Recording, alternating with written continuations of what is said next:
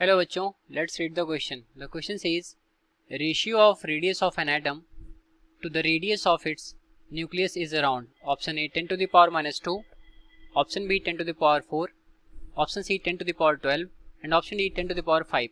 So question में यहाँ पर बोल रहा है कि जो रेशियो होता है रेडियस ऑफ एन एटम और रेडियस ऑफ इट्स न्यूक्लियस वो कितना होता है हमें बताना है. तो सॉल्व करते हैं इस प्रॉब्लम को. पहले हम अपना की कॉन्सेप्ट यहाँ पर नोट डाउन करेंगे. तो लिखते हैं यहाँ पर की कॉन्सेप्ट. तो पहला की कॉन्सेप्ट हम नोट डाउन करेंगे. तो जो रेडियस होता है न्यूक्लियस का वो उसका ऑर्डर होता है 10 to the power minus 15 metre का. तो ये हमारा पहला हो जाएगा कॉन्सेप्ट.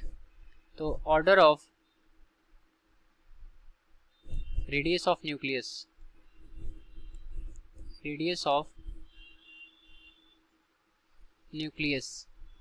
इज इक्वल टू होता है हमारा 10 to the power minus 15 metre. और वहीं पर जो हमारा एटम होता है उसके रेडियस का ऑर्डर जो होता है वो होता है 10 to the power minus 10 metre का. तो उसको लिखेंगे. So order of radius of an atom ये कितना होता है near about 10 to the power minus 10 metre का होता है. तो ये दो हमारे की कॉन्सेप्ट हो गए. अब हम इसको प्रॉब्लम में रख करके सॉल्व करेंगे.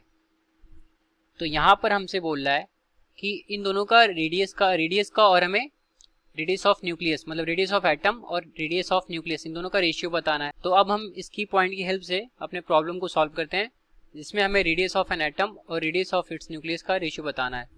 तो जो रेडियस ऑफ एन एटम है उसको हम आर ए से डिनोट कर दें. तो ये यहाँ पर कितना है 10 to the power minus 10 metre.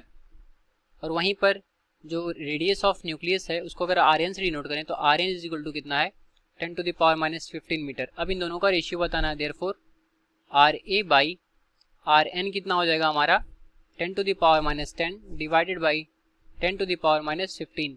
तो यहाँ से जो सॉल्व करने पर आएगा हमारा माइनस 15 ऊपर जाएगा तो प्लस 15 हो जाएगा और minus 10 plus 15 is equal to 10 to the power 5.